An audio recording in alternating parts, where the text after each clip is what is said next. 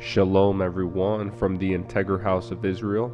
I'm going to be reading today the 5th Aliyah from Parasha, Vayishlaj. I'll be reading today from the book of Genesis, chapter 34, verses 1 through chapter 35, verse 11.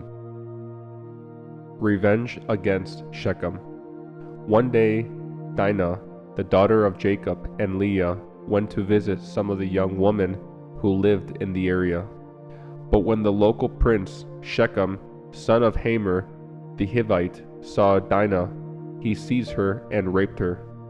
But then he fell in love with her, and he tried to win her affection with tender words. He said to his father, Hamor, "Get me this young girl. I want to marry her." Soon Jacob heard that Shechem had defiled his daughter, Dinah. But since his sons were out in the fields herding his livestock, he said nothing until they returned. Hamor, Shechem's father, came to discuss the matter with Jacob. Meanwhile, Jacob's sons had come in from the field as soon as they heard what had happened. They were shocked and furious that their sister had been raped. Shechem had done a disgraceful thing against Jacob's family, something that should never be done. Hamor tried to speak with Jacob and his sons. "My son Shechem is truly in love with your daughter," he said. "Please let him marry her. In fact, let's arrange other marriages too. You give us your daughters for our sons, and we will give you our daughters for your sons. And you may live among us. The land is open to you. Settle here and trade with us, and feel free to buy property in the area." Then Shechem himself spoke to Dinah's father and brothers. "Please be kind to me, and let me marry her," he begged. "I will give you whatever you ask, no matter what dowry or gift you demand. I will gladly pay it. Just give me the girl as my wife." But since Shechem had defiled their sister, Dinah, Jacob's sons responded deceitfully to Shechem and his father Hamor. They said to them, "We couldn't possibly allow this, because you're not circumcised. It would be a disgrace for our sister to marry a man like you. But here is a solution. If every man among you will be circumcised like we are, then we will give you our daughters, and we'll take your daughters for ourselves. We will live among you and become one people.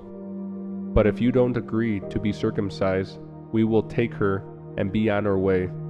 Hamor and his son Shechem agreed to their proposal. Shechem wasted no time in acting on this request, for he wanted Jacob's daughter desperately.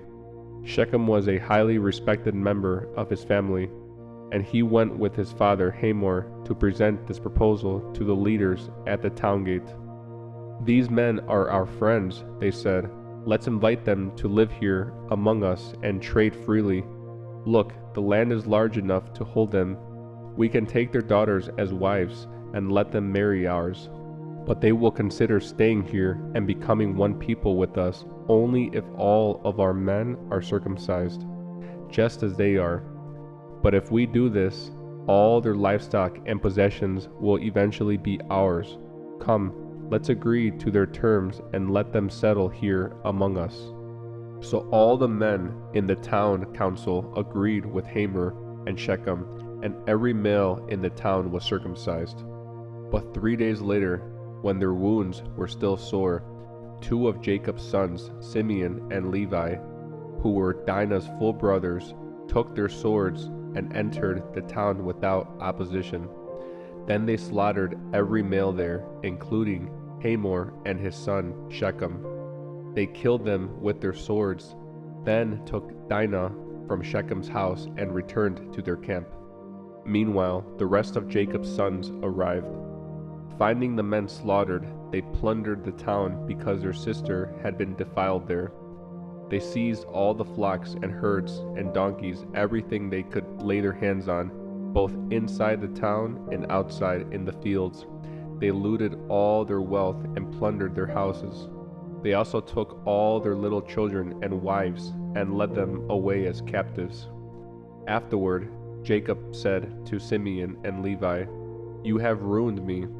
You've made me stink among all the people of this land, among all the Canaanites, and Perizzites. We are so few that they will join forces and crush us. I will be ruined, and my entire household will be wiped out. But why should we let him treat our sister like a prostitute?" They retorted angrily. Jacob's return to Bethel. Then God said to Jacob, "Get ready and move to Bethel and settle there. Build an altar there to the God who appeared to you when you fled from your brother Esau." So Jacob told everyone in his household, "Get rid of all your pagan idols, purify yourselves, and put on clean clothing. We are now going to Bethel, where I will build an altar to the God who answered my prayers when I was in distress. He has been with me wherever I have gone." So they gave Jacob all their pagan idols and earrings, and he buried them under the great tree near Shechem. As they set out, a terror from God spread over the people in all the towns of that area, so no one attacked Jacob's family. Eventually, Jacob and his household arrived at Luz, also called Bethel, in Canaan. Jacob built an altar there and named the place El Bethel, which means God of Bethel, because God had appeared to him there where he was fleeing from his brother Esau. Soon after this, Rebekah's old nurse, Deborah, died. She was buried beneath the oak tree in the valley below Bethel. Ever since, the tree has been called Elon Bakuth, which means Oak of Weeping. Now that Jacob had returned from Padan Aram, God appeared to him again at Bethel. God blessed him, saying, "Your name is Jacob, but you will not be called Jacob any longer.